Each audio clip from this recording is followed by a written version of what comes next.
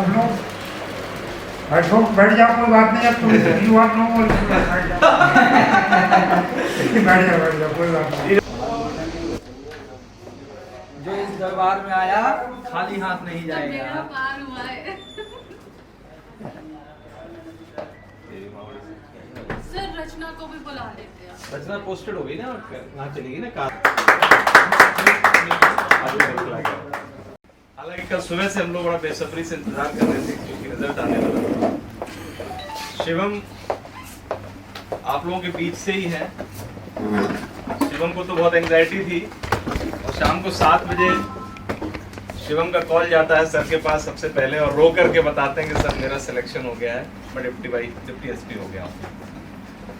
उसका मेरे पास कॉल आया शिवम का, फिर हम लोग शिवम से मिले जा करके। शिवम बधाई के पात्र हैं और आज आनंद फानन में जो हम सब लोग इकट्ठे हुए हैं उसका उद्देश्य ये है कि आज शिवम अपने अनुभव शेयर करेंगे और आप इस आज के कार्यक्रम को इनफॉर्मल रखते हो। शिवम से जितना इंटरेक्शन कर सकते हो आप इंटरेक्शन करेंगे, राइट। इसी क्रम में मैं बहुत बधाई देना चाहता हूं डॉक्टर अरुणोदय वाजपेयी सर को, जिनके मार्ग कुछ भी संभव नहीं है। मैं अपने आप को हमेशा मजबूत और गौरवान्वित महसूस करता रहता हूं जब मैं सर के पास जाता हूं, सर से मिलता हूं। सर ने हमेशा मुझे ये गाइड किया कि कैसे मुझे आपको गाइड करना है। मैं सर से सीखता हूं और उसको डिलीवर करता हूं और बच्चों को क्या करना है सर अक्सर हमेशा बताते रहे हैं। सर ने कभी भी सेंटर फॉर एडमिशन में आकर के पढ़ाई के अलावा कभी कोई दूसरा डिस्कशन सर ने नहीं किया। सर लगातार पिछले 15-20 सालों से एक ही बात कहते हैं कि बच्चों के उनके दिमाग को, उनके माइंड को ट्रेन करना है, उनकी कॉन्सेप्ट की क्लैरिटी होनी चाहिए। अगर एक बार कॉन्सेप्ट की क्लैरिटी हो जाएगी तो सिविल सर्विसेज जैसे एग्जाम बहुत टफ एग्जाम नहीं रह पाएंगे। बाकी इसी क्रम में मैं आज इस कार्यक्रम की शुरुआत शिवम के फेलिसिटेशन से करना चाहता हूं। मैं चाहता हूं कि सर के हाथ से शिवम को बुके दिया जाए।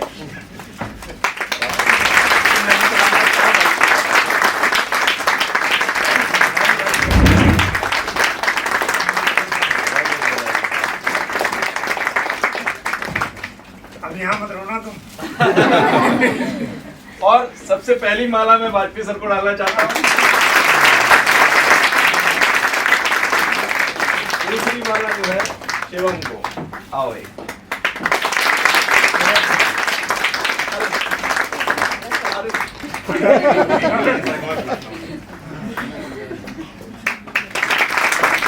तुम भी टेढ़ी वाली बात बोलना चाहते हो तो बोलो, लेकिन बोलना जो सीखा है वही बोलना।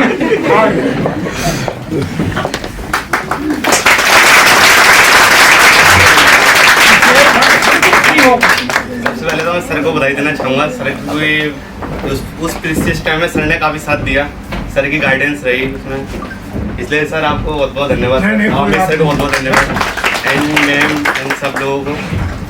और मेरे क्या बोलते हैं 2014 में हाई स्कूल करा था मतलब, और 16 में इंटर करी है और 2019 में मैंने ग्रेजुएशन कर ली थी। और मेरी एज की वजह से मैं 2022 में मैंने फर्स्ट अटैम्प्ट दिया था, तो उसमें मेरा प्री और मेंस कंप्लीट हो गया। मेरा ऑप्शन PSIR था, पॉलिटिकल साइंस। सर की गाइडेंस से मेरा मतलब ये हुआ था। मेरी तैयारी नहीं थी, प्री से पहले ही मेरी कोई तैयारी नहीं थी कि मैं ऑप्शन की बिल्कुल। वो तो सर की गाइडेंस से मेरा कंप्लीट मतलब हो गया था, मैंने पॉलिटिकल साइंस कंप्लीट हो गया। ये कि आप बेसिक किताबें पढ़िए तो उससे सिलेक्शन हो जाएगा। कि और हम कुछ भी पूछिए, कुछ भी आप लोग जो सवाल भी मैं तो आप ही से आया हूँ कुछ दिन पहले। मैं क्या अभी तो 5-6 दिन पहले तो कुछ आता था लगती थी। साइंस बैकग्राउंड से DPCMB मैं तो भाई दोनों थे।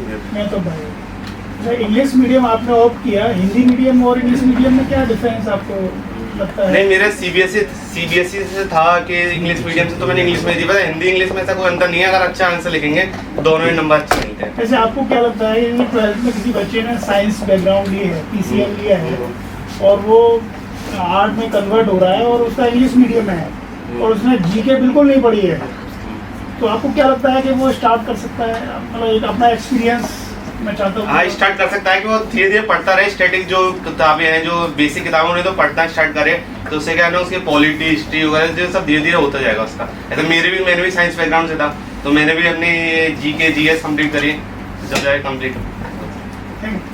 सर थोड़ा सा अपने इंटरव्यू के बारे में बता दीजिए कैसा शाबाश। क्या क्या नाम है तुम्हारा? सलोनी। सलोनी ने तो पता बड़ा टेढ़ा सवाल पूछ लिया है। नाम इंटरव्यू मेरा उसका है ना सविता अग्रवाल मैम के बोर्ड में था। काफी अच्छे बोर्ड मेंबर्स थे और क्या बोलते हैं, मेरा 28 फेब को था। सबने भी तैयारी कराई थी, मेरी एक हफ्ते तो सबने तैयारी कराई थी।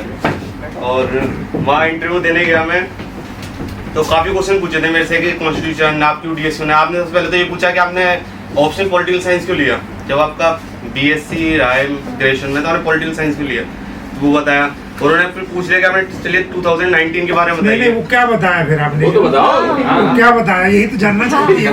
अच्छा, तो तुमने वो क्या जवाब क्या बताया? दिया? हाँ, कोई बात नहीं, कंप्लीट गलत क्वेश्चन जवाब दे दिया था सब मैंने, जो भी थे।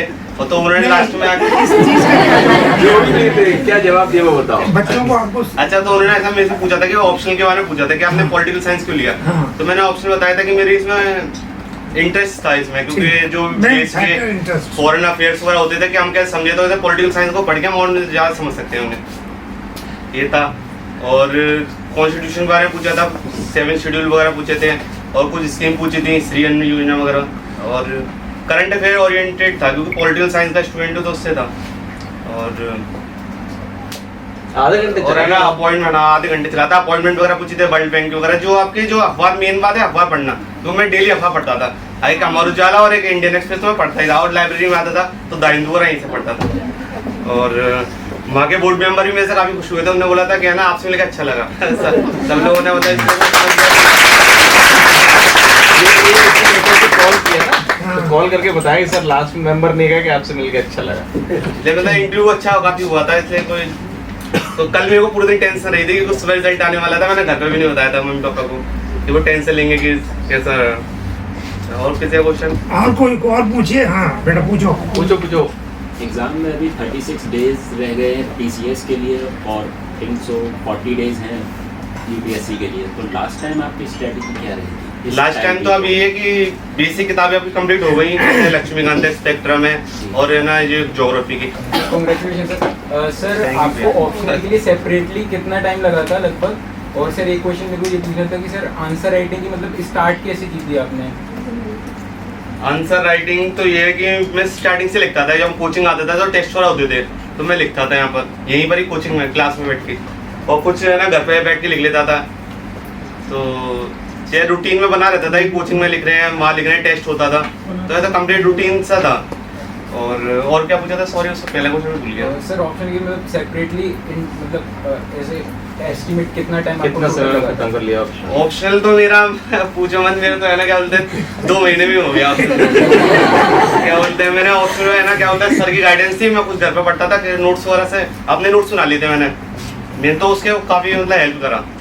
मैंने अपने सारे शॉर्ट नोट्स सुना लिए, कुछ सर ने बताया, कुछ मैंने किताबें पढ़ के, कुछ अपने बाजार से नोट्स मंगा के, तो मैंने कंप्लीट कर लिया। और अब तो वैसे यूपीपीसी में तो ऑप्शनल का रोल नहीं है, पर यूपीएससी के लिए तो है। इस बार सर पीछे खत्म भी हो गया। इम्प्रूवमेंट पार्ट तो समझ आ गया, लेकिन मतलब स्टार्टिंग मतलब कि बिल्कुल कॉन्फिडेंस ही नहीं आता है कि क्यों लिखें, अभी तो कुछ आता ही नहीं, अभी तो कुछ पढ़ा ही नहीं है। ऑप्शनल में सर आंसर राइटिंग मतलब बिल्कुल बेसिक एकदम स्टार्टिंग है। आंसर राइटिंग में धीरे धीरे पहले बेसिक किताबें पढ़िए, क्योंकि बेसिक किताबों का हमें कुछ माइंड में रहेगा, नॉलेज रहेगी ना, तो हम फिर लिखना स्टार्ट करेंगे। लिखते जाओ, ये मत देखो खराब लिखा है, मतलब लिखेंगे धीरे, एक बार गलत लिखेंगे, दूसरी बार सही लिखेंगे, ऐसे लिखते लिखते तो सही आ जाता है आंसर। हाँ बताओ। और मैं कांग्रेचुलेशन सर। क्वेश्चन कितने अटेम्प्ट करने चाहिए, मतलब 3 मींस में अटेम्प्ट कितने करने 3 में तो ये है कि मैक्सिमम करिए आप जितना आपको आता है, क्योंकि जितने ज़्यादा करेंगे उतने चांस हमारे बढ़ते हैं। और मेंस में तो ये कंप्लीट करने चाहिए, ऐसे 20 या 20 ही करो। मेरे 20 करे थे, 20 करने के बाद ही मेरे टाइम बचता था 5-10 मिनट, तो थोड़ा मार्केट से उससे याद देता था, थोड़ा सही लगे। और है ना, नहीं तो है ना, अगर एक क्वेश्चन भी अपना छोड़ा वहाँ पर तो हमारा सिलेक्शन रुक जाएगा, फिर सिलेक्शन नहीं होगा। ये बहुत इंपॉर्टेंट बात है, मतलब 20 के 20 क्वेश्चन में 20 के 20 क्वेश्चन लिख के जरूर आइए, जरूर करके आइए। तो आखिरी क्वेश्चन का समय कम भी बचेगा, कुछ लिखा है तो कुछ तो मिलेगा नंबर। और अदरवाइज तो पॉइंट मार्क्स से एक नंबर से ही जो है आपका सिलेक्शन रुक जाता है और हो जाता है। मतलब कंप्लीट 20 क्वेश्चन करो वहाँ पर। हमें एक भी मत छोड़ो। एनसीईआरटी क्यों पढ़नी चाहिए, कितना रोल है उसमें? मैम एनसीईआरटी का तो काफ़ी रोल है मैम, क्योंकि एनसीईआरटी की कुछ किताबें ऐसे हैं इंडियन कॉन्स्टिट्यूशन वर्क वाली, और मैम और एक इन्वायरमेंट की आती है 11th क्लास की। एनसीईआरटी सारी इंपॉर्टेंट है, क्योंकि उसका जो उसका लैंग्वेज है ना, अगर वो हम मीन्स पे लिखेंगे तो वो काफ़ी अच्छे नंबर मिलते हैं वहाँ पर। और प्री में भी काफ़ी इंपॉर्टेंट है, काफ़ी क्वेश्चन आ जाते हैं उसमें। इंपॉर्टेंट है एनसीईआरटी तो काफ़ी इंपॉर्टेंट है।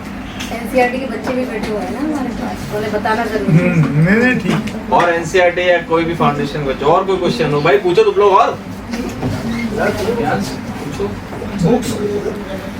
बुक्स कौन कौन सी आपको एक बार जरा बता दीजिए। बुक्स तो ये है कि पॉलिटी के लिए तो लक्ष्मीकांत, ये तो बेसिक किताब है। पॉलिटी के लिए लक्ष्मीकांत, हिस्ट्री के लिए स्पेक्ट्रम, और ज्योग्राफी के लिए यूपीपीसीएस में तो वर्णमाला की आती है, महेश वर्णमाला की किताब आती है, वो बेस्ट है। और इन्वायरमेंट के शंकर आईएएस पढ़ी थी, वो यूपीएससी का ही तो डिट्टो है, मतलब यूपीपीसीएस निकालना है तो यूपीएससी पढ़ना पड़ेगा ढंग से। और हिस्ट्री के लिए स्पेक्ट्रम बता दिया, क्योंकि एंशिएंट में नहीं, एंशिएंट की नितिन सिंघानिया उसमें काफ़ी अच्छा दिया है, ये आर्किटेक्चर वगैरह। ऐसे के लिए बड़े कंफ्यूज रहते हैं बताओ जो बच्चे। आपने पढ़ा हो। साइंस एंड टेक के लिए, साइंस एंड टेक के लिए है ना, विजन की आती है, 365 आता है, साइंस एंड टेक का मॉड्यूल आता है, वो मैंने पढ़ा था। और मैंने तो सारे मॉड्यूल पढ़े थे विजन की, क्योंकि इसमें काफ़ी करंट अफेयर ओरिएंटेड आ गया, सोशल सिक्योरिटी का था, या अग्निवीर का आया था क्वेश्चन, तो उसमें था वो, तो उसमें थोड़ी देर लैंग्वेज समझ में, थोड़ी उसमें देख लो, थोड़ा अपने पास आता है तो लिख दिया जाता है क्वेश्चन लिख दिया। शिवम ऐसे के लिए बड़े कंफ्यूज रहते हैं बच्चे, थोड़ा सा ऐसे के लिए भी आप। मैम ऐसे के लिए तो चाहिए मैम डेली अखबार पढ़ना चाहिए, क्योंकि उससे ही हमें डेटा मिलेगा, कोई किताब वगैरह मैम कोई इनफ नहीं है इसके लिए, ऐसे के लिए। और वैसे एक किताब आती है आर्यन की 150 ऐसे वाली, वो सही है, तो उसमें कुछ तो डेटा मिल ही जाता है हमें। और एक बार डेली न्यूज़पेपर पढ़ो कोई सा भी, एक रीजनल और एक है ना क्या बोलते हैं इंडियन एक्सप्रेस, जो भी आप पढ़ते हो वो बहुत मेन है। एज अ हिंदी स्टूडेंट भी मतलब हमको कौन सा पढ़ना चाहिए अखबार? जैसे कि द हिंदू हो गया, वो इंग्लिश में आता है, तो आप है ना क्या बोलते हैं जनसत्ता पढ़िए, उसी में आता है, अमर उजाला पढ़िए, कोई सा भी दैनिक जागरण कोई भी एक लगा लीजिए, हिंदी का कोई सब में एक से खबर आती है। अब मैं यहाँ लाइब्रेरी में आते थे 5-6 न्यूज़पेपर आते, मैं सबको लेके बैठता था, मैंने जब इंटरव्यू में था 5-6 न्यूज़पेपर लेके बैठता, मैम बैठी हुई है इसकी, मैम बैठी रहती थी। मैम इसलिए बैठी थी देखने के लिए पढ़ रहा है कि नहीं। मैम तो टोक देती थी कि नहीं बात करते थे तो गेट आउट।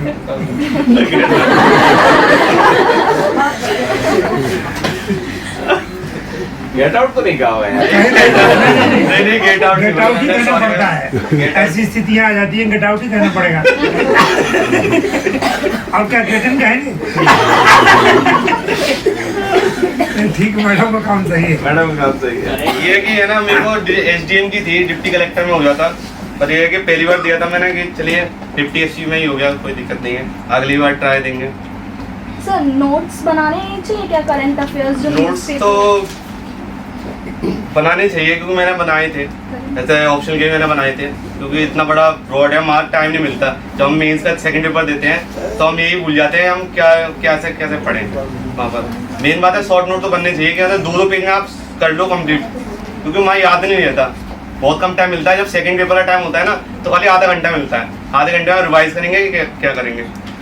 और ये शॉर्ट नोट, और फिर ना हम एग्जाम टाइम पे भूल जाते हैं, मेरी ये थोड़ी लैकिंग रही है कि मैं ना जब एग्जाम लिख रहा था तो मैं भूल रहा था वहाँ लिखते लिखते, और कि इसमें क्या लेके मैंने जैसे कंप्लीट कर लिया पेपर, मैं भूल रहा था, क्योंकि मेरा रिवाइज ज़्यादा नहीं था, क्योंकि ऑप्शनल 2 महीने पढ़ा था मैंने। और ये कि शॉर्ट नोट अपने नोट्स बनाओ और रिवाइज करो, नहीं तो एग्जाम टाइम पे फिर वही याद आते हैं हमें। सर राइटिंग कितनी महत्वपूर्ण होती है, एंड जो मतलब जैसे आंसर राइटिंग लिखते हैं तो सर सिंपल लैंग्वेज आती है, आंसर वो क्या बोलते हैं इसकी, क्या बोला आपने, क्या बोलते हैं राइटिंग इसका कोई नहीं है, उन्हें समझ में आना चाहिए, एग्जामिनर को चेक कर रहा है, बड़ा लिखो थोड़ा सा है ना, थोड़ा उन्हें ऐसा ना लगे कि क्या लिख दिया हमने, और अच्छा लगे, मतलब कि और बाकायदा है ना कि मार्किंग वो स्केच पेन करके आओ, तो हाँ सही लगे थोड़ा टाइम के लिए। मैं 5-10 मिनट तो उसके लिए रखता था, मेरा है ना 10 मिनट पहले पेपर हो जाता था मेंस वाला, तो 10 मिनट में खाली उसे मार्किंग ही करता था कि हाँ ये सही है, थोड़ा मार्किंग करती है, मतलब पूरी कॉपी फुल थी, मतलब ऐसे लोडेड,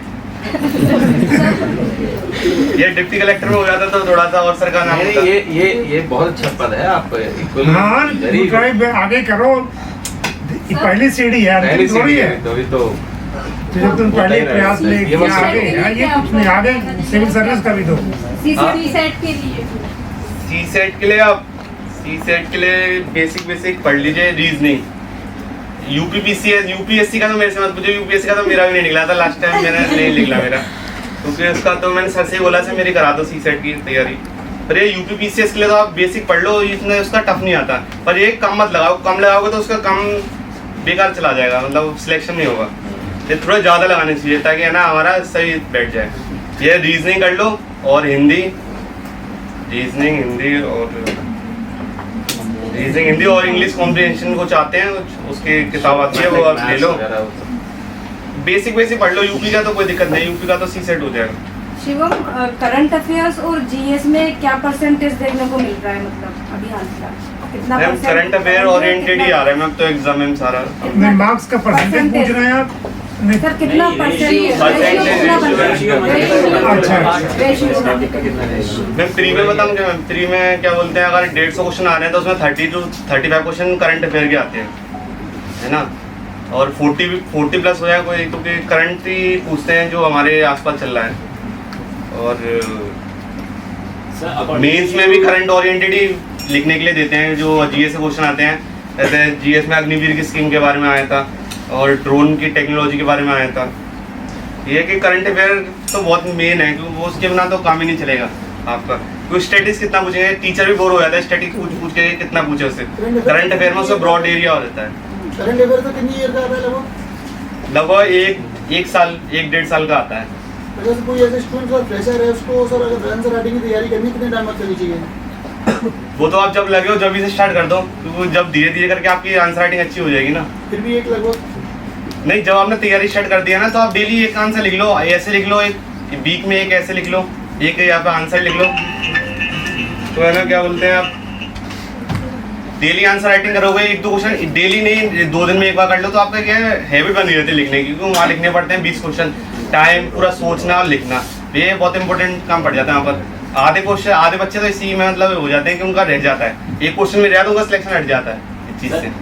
सर इवैल्यूएशन कौन करता था आपका, आपके आंसर्स का? जैसे हमने लिख लिया, अब हम तो अपने लिए तो कंसाइज हो जाते हैं कि यार ये भी सही है, ये भी सही है, 10 में से 10 नंबर दे दिए। इवैल्यूएशन के लिए वैसे मैंने है ना या कोचिंग में चेक हो जाती थी, कॉपी चेक होकर मिलती थी, मैडम वगैरह चेक करती थी, मैम और सर वगैरह, और भी जमा हो जाती चेक होकर। घर पे कुछ पापा वगैरह चेक कर लेते थे, पापा और सिस्टर कर लेती थी चेक, और चेक लिख के उन्हें दे दो, वो चेक कर देंगे हाँ सही लिखा है, तो पापा तो चेक कर लेते थे हमारे। अभी आपने क्वेश्चंस लिखा था, सर ने क्वेश्चंस दिए थे, सर ने लिखवाए थे कुछ क्वेश्चन, तो अगर आप लिख के देंगे तो जरूर आपको। पॉलिटिकल साइंस में सर ने 20 क्वेश्चन दिए थे, ऐसे कुछ पढ़ा लिया एक हफ्ते में, फिर सर ने क्वेश्चन दे दिए 20, तो वो लिख के सर चेक करके देते थे, फिर उसे एक्सप्लेन करते थे क्लास में। ये काफी मतलब इसका बेनिफिट हुआ है। और फिर क्लास में भी लिखवाते थे, चलो इस पर लिख दो, तो सर के सामने लिखे थे बैठ के।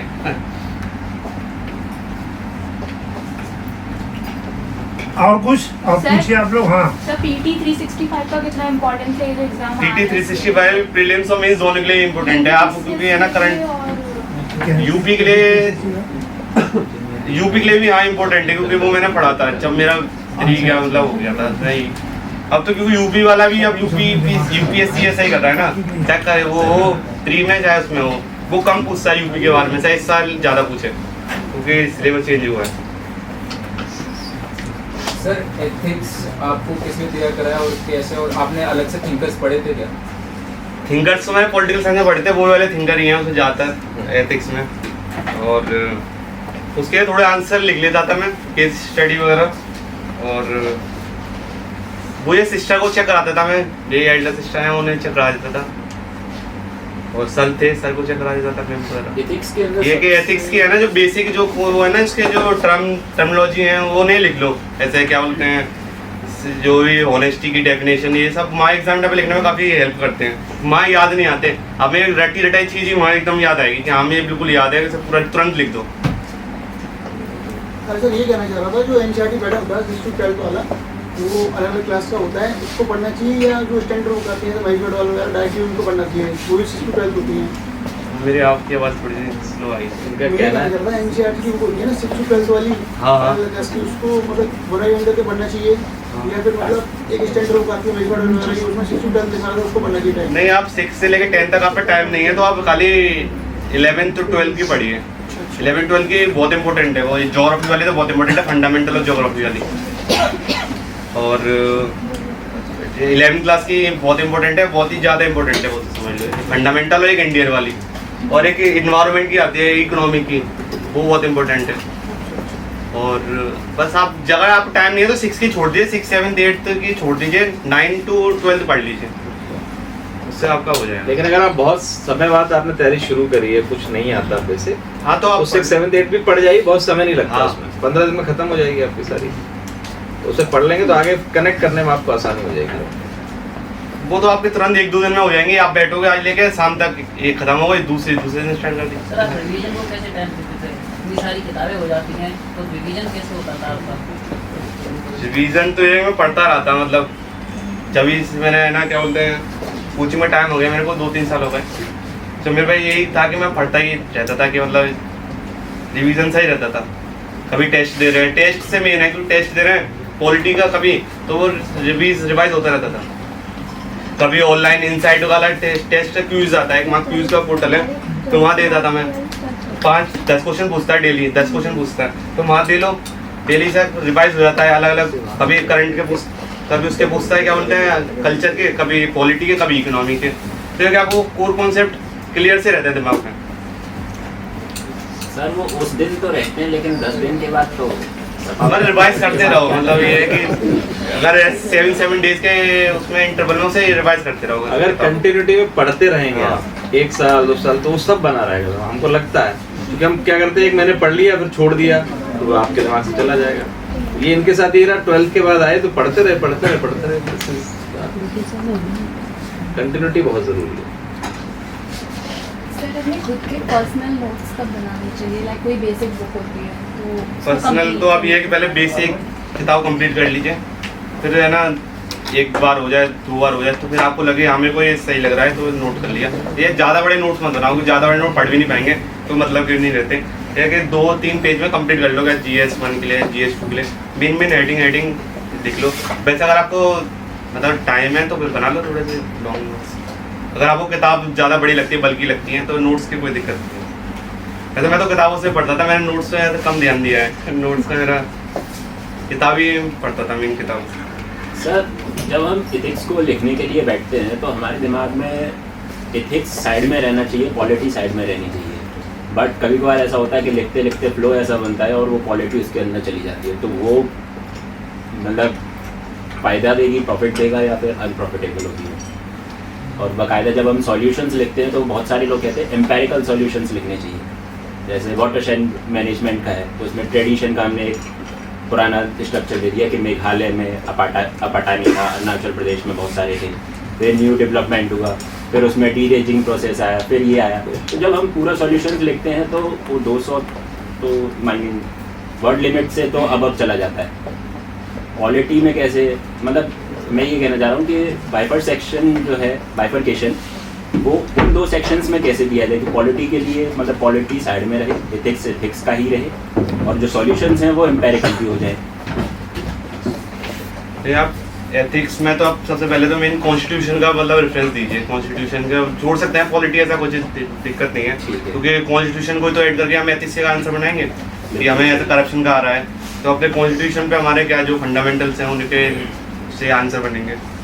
और सेपरेट तो वैसे नहीं है, मेन मिक्सअप लिख सकते हैं, कोई दिक्कत लिख सकते हैं हम।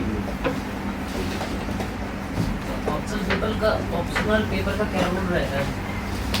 ऑप्शनल पेपर का इसमें काफ़ी रोल रहता है कि जिसका ऑप्शन में अच्छे नंबर आए होंगे उसका सिलेक्शन मतलब हो जाता है। और पॉलिटिकल साइंस में इस बार अच्छे नंबर आए हुए मेरे, इसलिए मेरा सिलेक्शन सही हुआ।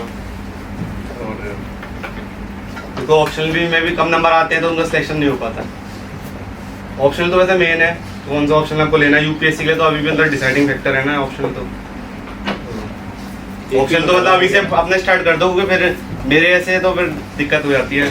ऑप्शन और- चूज करने में हम क्या सोचे, मतलब जब हम पढ़ने बैठते हैं तो हमको लगता है कि सभी सब्जेक्ट में हमारा इंटरेस्ट जो है वो बराबर है, तो हम कैसे चूज करेंगे कि ऑप्शन हमें ये लेना चाहिए या कोई तो और? आपका सबसे ज्यादा इंटरेस्ट किस में आ रहा है? क्या था मुझे पॉलिटी पढ़ना सही लगता है? पॉलिटी पढ़ना अच्छा लग रहा है?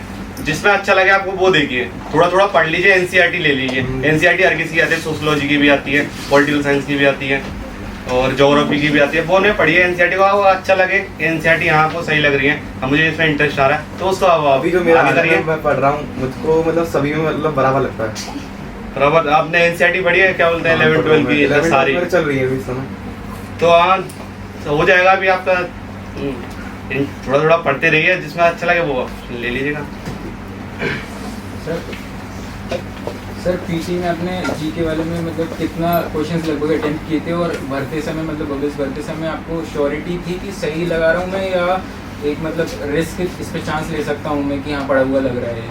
नहीं तो यूपी पीसीएस में तो मैंने है ना यही मतलब जो मुझे आते थे वही लगाए थे मैंने, क्योंकि इसमें क्या है ना फैक्चुअल आते हैं।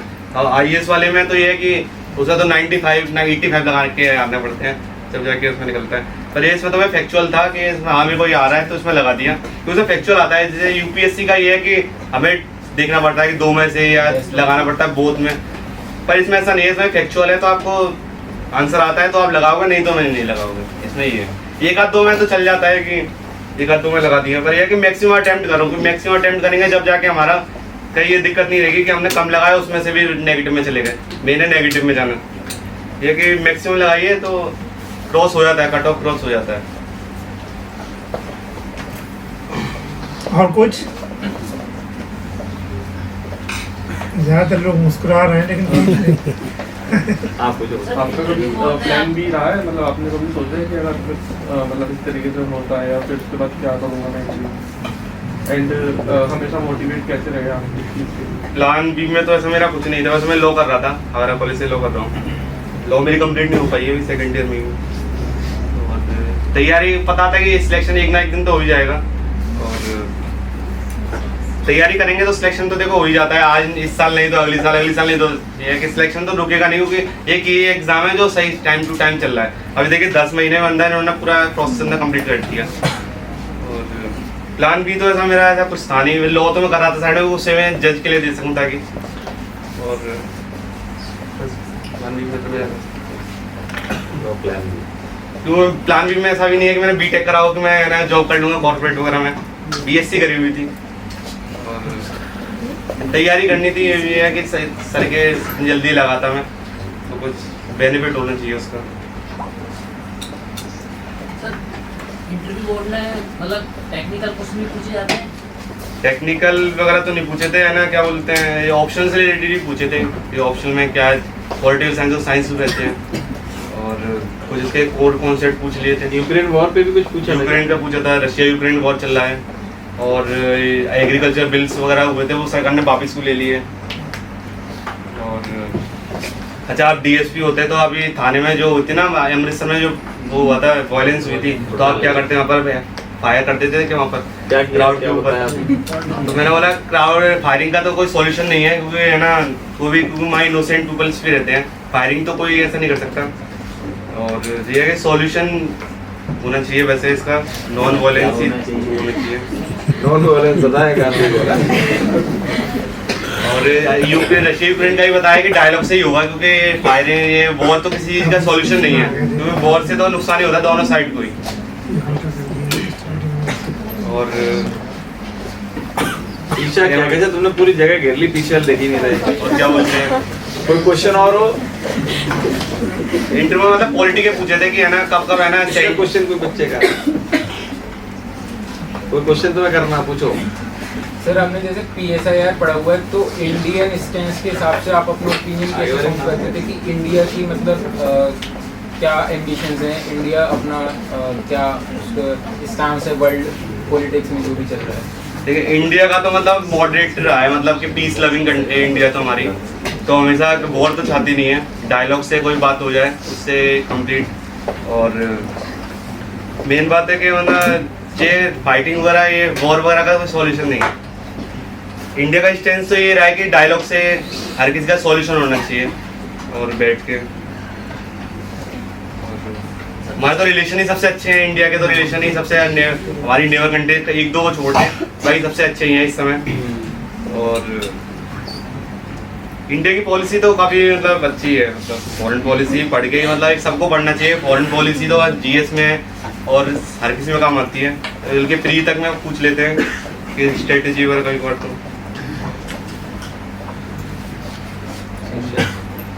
सर क्वेश्चन था आपका पीसीएस निकला, कांग्रेचुलेशंस के लिए। आपको जो डिप्टी एसपी की पोस्ट आपको मिली है, अब आप आगे आईएएस या पीसीएस के लिए दोबारा अटेम्प्ट देंगे? हाँ अभी तो दूंगा, अभी तो टाइम है। ये जो तैयारी की है अभी तो मेरी तैयारी वैसे कम है क्योंकि मैं इससे टेंशन में ज़्यादा था कि मेरा होगा नहीं होगा, क्योंकि ये बड़ा प्रेस्टिजियस टाइम था। क्योंकि इस साल तो मेरी यूपी पीसीएस की तो मैं हाँ चलो कर लूँगा, पर आईएएस की मेरी थोड़ी कम तैयारी है, उसकी थोड़ी अब मैं देखूँगा। अभी तो तैयारी तो टाइम है, सर का आशीर्वाद आया तो बिल्कुल बनेंगे। मम्मी ने भी बोला था सर से कि है ना ध्यान रखना है सर आपको, मैं क्या ना अभी आगे यहीं नहीं रुकना, इससे आगे तक सर का आशीर्वाद हो देखिए बनेंगे। सर जैसे आपने मेंस आंसर लिखे सर, आपने सब्जेक्ट को दूसरे सब्जेक्ट से कैसे जोड़ा, करंट कैसे जोड़ा कॉम्पी में? सर आपको लिखने में ये नहीं लगा कि मैं सही क्रम गलत लिख रहा हूँ? नहीं, अगर मेंस की आंसर राइटिंग अगर लिखें तो अगर करंट का हम कुछ एग्जांपल देते हैं और करंट को जोड़ते हैं तो उससे काफ़ी अच्छा क्वेश्चन बनता है और हमें है ना ज़्यादा सोचना नहीं पड़ता है। भाई हमने ये पढ़ा न्यूज़पेपर ना, हमने तुरंत लिख दिया उसमें। ज़्यादा सोचेंगे तो हमारा टाइम ही नहीं बचेगा कि एक क्वेश्चन पे हमें ज़्यादा टाइम तो देना नहीं तो क्वेश्चन रह जाएंगे लास्ट के। और करंट तो मेन है, करंट तो पढ़ना ही, डेली अखबार पढ़ो, मतलब ये है कि अखबार नहीं छूटना चाहिए एक भी दिन का। मेंस के लिए तो है ना क्या बोलते हैं जल्दी 5 मिनट्स दिए थे मैंने, तो 5 मिनट से पहले 7-8 मिनट में मैंने लिखा था एक क्वेश्चन।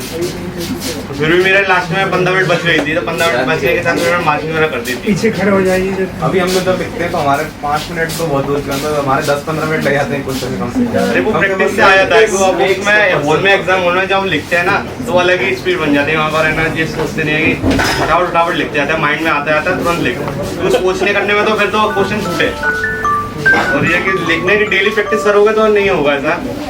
थोड़ा सा माइंड में हमें नॉलेज होनी चाहिए, स्टैटिक्स किताब की नॉलेज होनी चाहिए, जैसे कॉन्स्टिट्यूशन के आर्टिकल याद होने चाहिए, सारे प्रेम्बल याद होना चाहिए और नई नई स्कीम पता होनी चाहिए गवर्नमेंट की क्या चल रही है।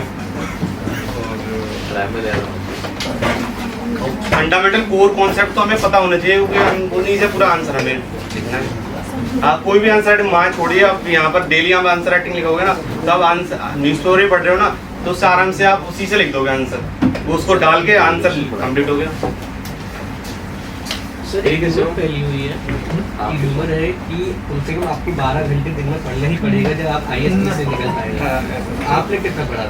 नहीं ऐसा तो कुछ नहीं है कि है ना 12 घंटे पढ़ना पड़ेगा, कि डेली पढ़ लो 8 घंटे, 8 से 10 घंटे, 8 घंटे मैक्सिमम 8 घंटे पढ़ो, डेली पढ़ो। पर ऐसा नहीं एक दिन छोड़ेंगे तो हमारी कंटिन्यूटी छूट जाती है। अरे और ज्यादा पढ़िए, जितना पढ़ सकते जितना पढ़ो उतना काम ही क्या है, खाओ पियो और खाओ पियो पढ़ाई करो, क्या काम है।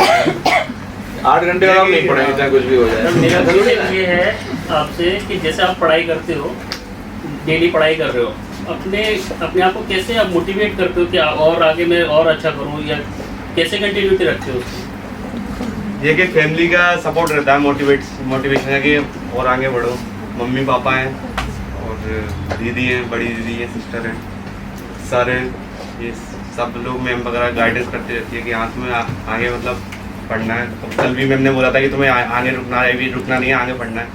और है ना क्या बोलते हैं देखिए मोटिवेशन तो अंदर से आता है कि हाँ चलो हम डेली कोई गोल्स अचीव करेंगे। तो हमने एक किताब पढ़ ली तो हमने किताब कंप्लीट कर ली है और डेली पढ़ेंगे तो अपने आप अंदर से एनर्जी आएगी, हाँ चलिए हमारी किताबें तक बुक्स कंप्लीट हो रही हैं।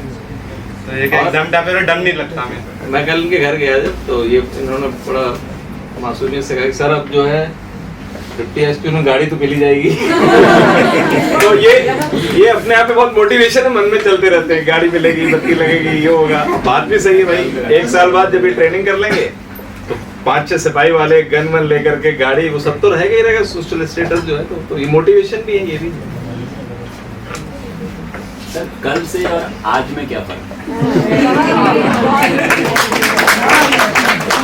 बताओ कल से आज में ये है कि अच्छा लगा है कि सिलेक्शन हो गया है और थोड़ा सा ये है कि माइंड फ्री हो गया कि हाँ कुछ जॉब तो लगी गई है, मतलब जब आगे देखेंगे। मैं उसका फैमिली खुश है, मतलब मेन बात है फैमिली का खुश है ना, कि मम्मी पापा काफ़ी खुश है। मम्मी पापा को टेंशन रहती थी कि लड़का लगा हुआ है, कि शादी से मुलाकात हुई है कल मम्मी पापा की पहली बार।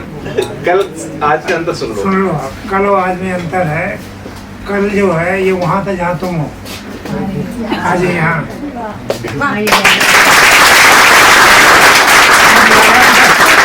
अरे सर ऐसा हुआ कि मैं तो घर में था, मैंने एक बच्चे को बताया कि उसका शिवम का सिलेक्शन हुआ, तो उसने कहा शिवम वो चप्पल पहन के, ये उसका रिएक्शन था। तो आप देखिए ना, इज वेरी कैजुअल है ना, ये मतलब इसी तरह रहा और सिर्फ पढ़ाई पर फोकस रखा है इसने अपना, है ना, और निकल गया। मोटिवेशन तो आपने पूछा तो कहीं से भी आ सकता है, किसी भी जगह से आ सकता है। मेरा प्रश्न है, आ जाओ शिवम, हम लोग एक प्रश्न होगा। हाँ हाँ पूछे मुझे। आप इस परीक्षा में प्रथम सोपान है प्री, तो उसके लिए कई सब्जेक्ट रहते हैं, तो सब में टाइम देना, एक पढ़ो तो दूसरा स्लिप होता है, तो इसके लिए हमने क्या रणनीति अपनाई और उससे किस तरीके से ओवरकम कर सकते हैं? बताओ। कोर कॉन्सेप्ट क्लियर होने चाहिए। मेन कॉन्सेप्ट ये, घटना चक्र भी किसी काम की नहीं है जब तुम्हारे कोर कॉन्सेप्ट क्लियर नहीं है। घटना चक्र हो गए या जितनी भी मैगजीन उन्होंने नाम लिया, ये तभी काम आएंगे जब आपकी बेसिक बुक्स आपने कंप्लीट कर रखी हैं। घटना चक्र तो लास्ट में आ गई भाई, करंट अफेयर्स दिया हुआ है, तो वो जो अखबार में पढ़ते हैं वो घटना चक्र में आ रहा है। तो अगर आप अखबार रेगुलर पढ़ रहे हैं तो घटना चक्र भी अच्छे से एकदम फटाफट पढ़ाएंगे और निकल जाएगा आपका। अब अखबार पढ़ा नहीं तो घटना चक्र में रटना पड़ेगा आपको, तो वो सारी चीजें इंटर रिलेटेड है। तो बेसिक बुक्स पहले खत्म करिए, तो उसके बाद आप खुद ही इतना आपको पकड़ हो जाएगी, क्वेश्चन लगाने में प्रॉब्लम नहीं आएगी। लास्ट टाइम पे जो ये बता रहे हैं ना, मैगजीन्स वगैरह क्वेश्चन लगाना मैक्सिमम, ये लास्ट टाइम का काम है। कोर सब्जेक्ट तो पढ़ ही लीजिए, जैसे लक्ष्मीकांत है, स्पेक्ट्रम और है ना ज्योग्राफी के लिए एनसीईआरटी 11th क्लास की, और एक आर्ट एंड कल्चर के बाद ये 4 किताबें बे और एक शंकर आईएएस की, 5 में एकदम मेन है। इससे आपका कोर कॉन्सेप्ट क्लियर हो जाएगा, बहुत बढ़िया। उनके सारे सब्जेक्ट पढ़ते रहेंगे ना तो कोऑर्डिनेशन बन जाएगा सब।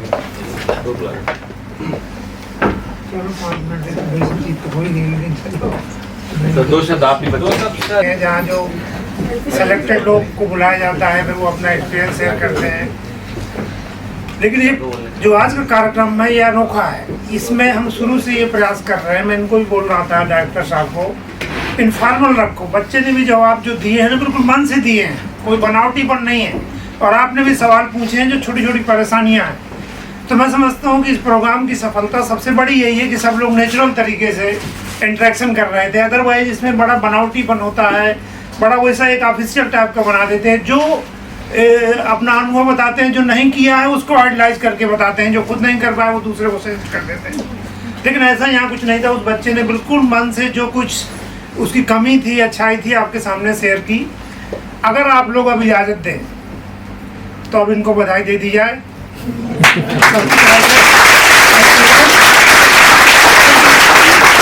ये बधाई ये नहीं है कि ये सफल हुआ, क्योंकि इसके पहले भी सफल हुए हैं, आगे भी होंगे। इसकी रियल ये है कि इसने बड़ी सिंपलिसिटी के साथ पहले ही चांस में इतना आगे बढ़ गया ये कि अभी इसको बहुत, इसकी उम्र के हिसाब से भी, संभावनाओं के हिसाब से ये सिविल सर्विस में जा सकता है। मेरी नज़रें तो यहाँ खोज रही हैं कि अभी कितने शिवम यहाँ बैठे हैं। ऐसा नहीं कि लास्ट है, आप में से ही निकलना है लोगों को। ये केवल एक प्रेरणा की बात है। मैं 2-4 पॉइंट कहना चाहूँगा अपने अनुभव से। तो आप लोगों में से भी आगे तो तभी काम चलेगा ना कि आप लोगों में से निकले लोग, और ये आप जैसे ही है। मैं जो अंतर बता रहा था ना, वो रियल अंतर है कि वो ऐसे ही बैठता था यहाँ पे और छोटे छोटे ऐसे सवाल पूछता था जो आप लोग हंसेंगे उसके सवाल पर कि क्या बेवकूफ़ी की बात कर रहा है। सब ऐसे ही होते हैं, मैं भी ऐसे ही हूँ, आप भी ऐसे ही। थोड़ा आगे पीछे हो जाते हैं तो उसको आइडलाइज कर लेते हैं। 2-3 चीज़ें मैं कहना चाहूँगा जो, क्योंकि मैंने इसकी ग्रोथ ट्रेजेक्ट्री देखी है, यानी इसको आगे बढ़ते हुए देखा है, मतलब पढ़ते हुए। तो मैं इस चीज़ में मैं सुबह से सोच रहा था कि इस जो पहले पढ़ता था, मैंने पॉलिटी भी में भी देखा, मैंने फिर पॉलिटिकल साइंस में भी, फिर इंटरव्यू में भी, तो इसमें क्या ग्रोथ हुई है, क्या इसमें खास बात थी कि ये आगे निकला है। इस चीज़ में मैं परेशान था। तो मैं जो निकाल के लाया कि सबसे पहली बात जो होनी चाहिए वो एक मिशनरी झील होना चाहिए। मैं बार बार कहता हूँ कि पढ़ाई को के लिए आपके अंदर इतना बड़ा जज्बा होना चाहिए अंदर से, चाहे किसी लिए, चाहे पैसे के लिए मोटिवेटेड हो आप, चाहे पद के लिए मोटिवेटेड हो, चाहे अपने परिवार की प्रतिष्ठा के लिए, आपके अंदर मिशन होना चाहिए कि मुझे यह करना है।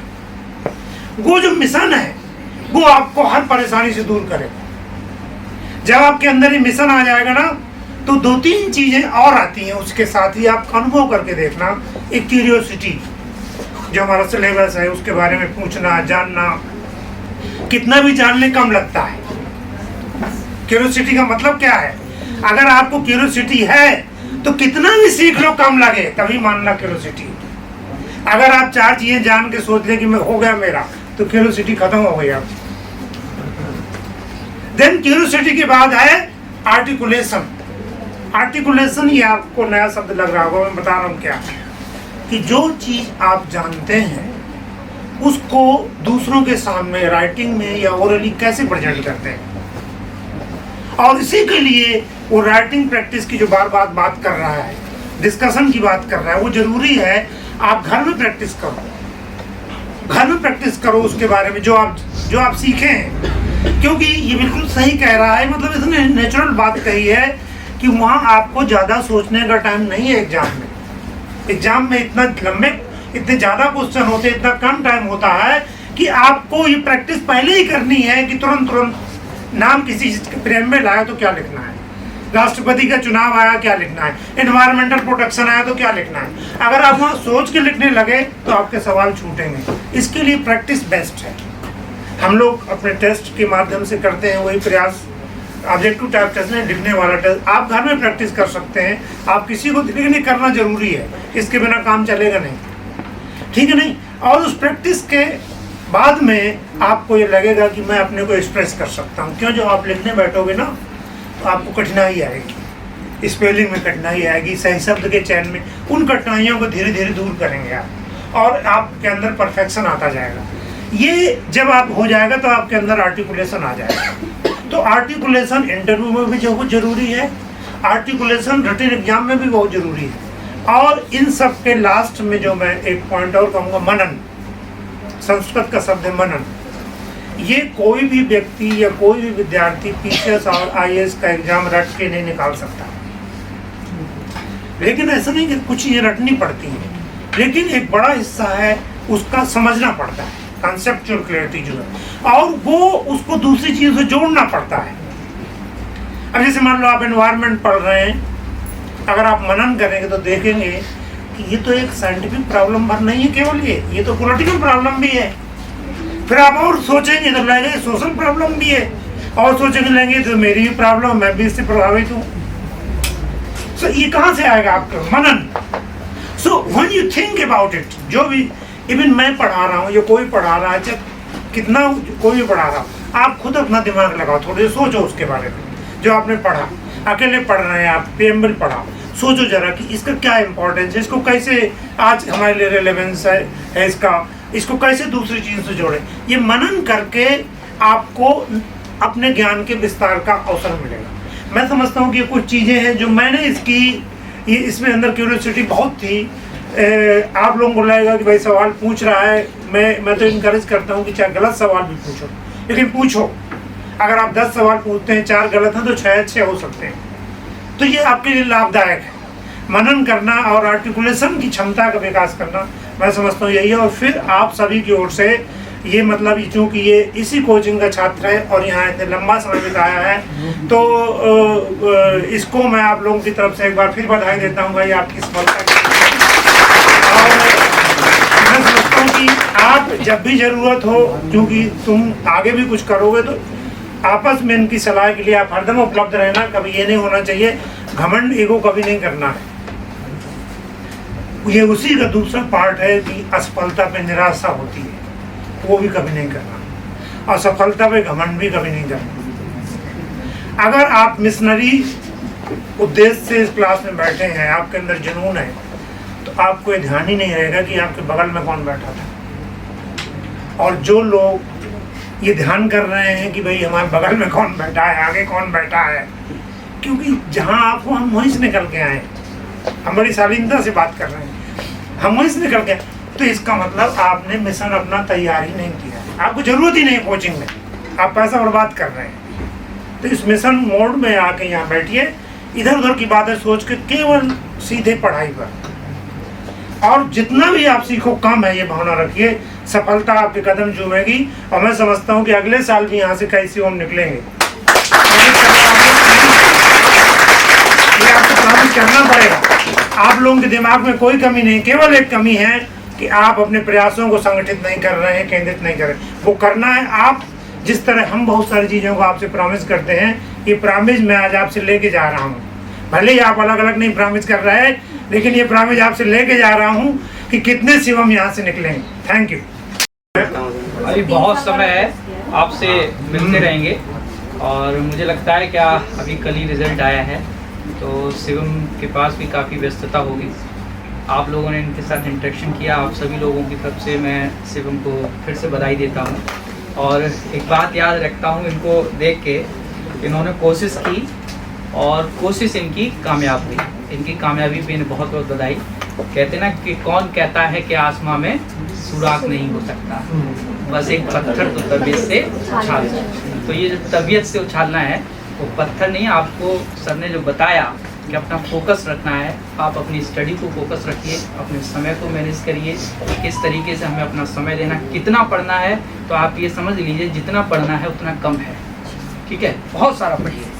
और हमारे तरफ से सेंटर फॉर एम्बिशन की तरफ से आपकी पूरी मदद की जाती है हर जगह। मैं थोड़ा सा इंटरेक्शन करूंगा, अभी इनका इंटरव्यू वगैरह भी है तो उसके बारे में। तो thank you very much. Thank you very much.